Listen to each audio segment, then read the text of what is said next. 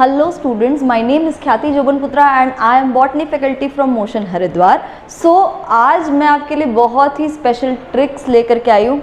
Generally लोग बच्चों को बॉटनी में बहुत ज़्यादा प्रॉब्लम आती है कि मैम टॉपिक्स तो मतलब फिर भी समझ में आ जाते हैं बट एग्जाम्पल्स याद नहीं होते, कैसे टाइप्स को याद किए जाए अगर बहुत सारे टाइप्स हैं। तो इस चीज़ के लिए मैं बहुत ही आसान ट्रिक्स आपके लिए लेकर के आऊँगी और जिससे कि आपकी बॉटनी की लर्निंग जो है काफ़ी आसान हो जाएगी, राइट। आज स्टार्ट करते हैं। तो आज मैंने जो टॉपिक आपके लिए चुना है वो बहुत ही प्यारा सा टॉपिक है, वो है लेयरिंग, है ना। तो लेयरिंग जो टॉपिक है हम किस चैप्टर में पढ़ते हैं? रिप्रोडक्शन इन लिविंग ऑर्गेनिजम्स में, राइट। तो लेयरिंग जो है बेटा, लेयरिंग हम किस वजह से करते हैं? ये आर्टिफिशियल वेजिटेटिव रिप्रोडक्शन का पार्ट है, वेजिटेटिव प्रोपोगेशन का पार्ट है।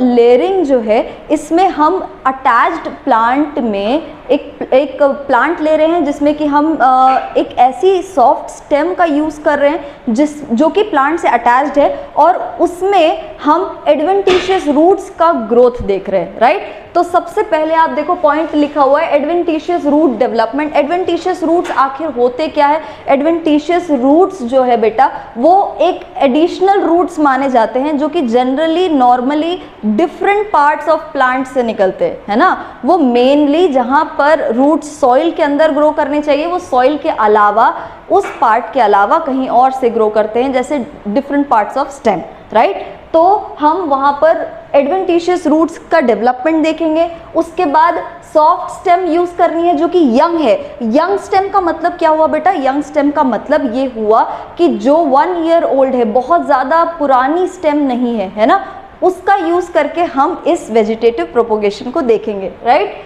अब दूसरा क्या है? Which is attached to the parent plant. ये बहुत ही इंपॉर्टेंट पॉइंट है बेटा, which is attached to the parent plant. यही आधार है लेयरिंग का कि हमें क्या करना है बेटा? पेरेंट प्लांट से वो स्टेम को अटैच्ड रखना है, ठीक है। अब देखो डिफोलिएशन इज डन। ये डिफोलिएशन टर्म जो है बेटा, फोलिएशन जहां टर्म यूज आता है, फोलिएट वर्ड जहां आता है, it is used for leaves. Defoliation का मतलब क्या हुआ? स्टेम में से जिस पार्ट पर हमें लेयरिंग करनी है वहां से लीव्स को हटाना है, राइट। अब देखो कि टाइप्स ऑफ लेयरिंग की अगर हम बात करें, 2 तरह की लेयरिंग है, सॉइल लेयरिंग और एयर लेयरिंग, राइट। अब सॉइल लेयरिंग का मतलब ये हुआ कि हम ऐसे स्टेम के साथ सॉइल लेयरिंग कर रहे हैं जो कि ग्राउंड से काफ़ी ज़्यादा पास में है, राइट। अब ग्राउंड से काफ़ी ज़्यादा पास में होने की वजह से हम इसको डायरेक्टली सॉइल में डिप कर सकते हैं और बहुत सारे टाइप्स हैं इस सॉइल लेयरिंग में। बट आज का जो मेन मकसद है, हमारा मेन टॉपिक जो है एयर लेयरिंग है, राइट। अब देखो कि एयर लेयरिंग पे जब हम पहुंचते हैं, एयर लेयरिंग क्या कहता है कि ऐसे पार्ट्स के साथ हमें लेयरिंग करनी है जो कि सॉइल से काफ़ी दूर पे है ना। अब देखो कि हम पहुंचे हैं एयर लेयरिंग पर। एयर लेयरिंग में सबसे पहले हमें रिंग क्रिएट करना है। रिंग क्रिएट करने का मतलब है कि हमें स्टेम बार्क जो रहेगी हमें उसको हटाना है और 3 to 5 सेंटीमीटर को रिमूव करने के बाद, एक रिंग क्रिएट करने के बाद हमें कैम्बियम को एक्सपोज करना है, ठीक है। अब कैम्बियम को एक्सपोज करने के बाद वहां पर हम उसे किससे ढकेंगे बेटा? ग्राफ्टिंग क्ले से। अब ग्राफ्टिंग क्ले किस चीज की बनी है वो देख लेते हैं। मॉस से बनी है, क्ले से बनी है, काउडंग से बनी है, वाटर से बनी है, RSH यानी कि रूट स्टिमुलेटिंग फैक्टर्स से बनी है। तो ये पूरी ग्राफ्टिंग क्ले, मतलब इसमें ऐसे ऐसे कॉम्पोजिशंस क्यों हैं? मॉस किस वजह से यूज किया जा रहा है? मॉस इस वजह से यूज किया जा रहा है बेटा क्योंकि मॉस में वाटर होल्डिंग कैपेसिटी होती है, राइट। अब देखो क्ले को किस लिए यूज किया जा रहा है? वहां पर भी वाटर होल्डिंग कैपेसिटी है। आपको ये समझ में आ रहा है? एयर लेयरिंग का मतलब ये है कि हवा में लेयरिंग हो रही है, ग्राउंड से दूर लेयरिंग हो रही है, तो वहां पर हमें इसकी जरूरत है। किसकी जरूरत है? वाटर के होल्ड करने की जरूरत है। इस वजह से मॉस और क्ले की रिक्वायरमेंट है। अब काऊ डंग यूज किया जा रहा है, किस वजह से? काऊ डंग यूज किया जा रहा है ताकि हम वहां पर उसको एज अ नेचुरल फर्टिलाइजर कुछ दे सके जिससे कि वहां पर ग्रोथ हो सके। और वाटर ऑब्वियसली हमें होल्ड करना ही है, तो होल्ड करने के लिए जब हम रख रहे हैं तो वाटर का इस्तेमाल तो करेंगे ही, है ना।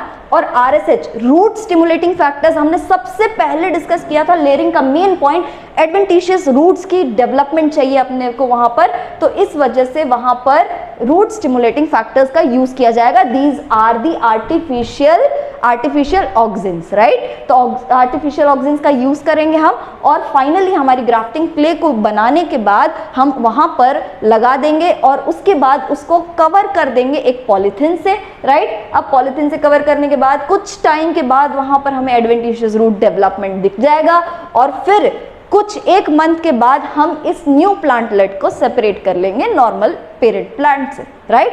अब ये सब समझने के बाद पॉइंट आता है कि एग्जाम्पल्स, मैम एग्जाम्पल्स तो याद हो नहीं रहे हैं, तो एग्जाम्पल्स के लिए मैं आपके पास बहुत ही अच्छी ट्रिक लेकर के आई हूं, है ना। तो these are the examples of air layering, है ना।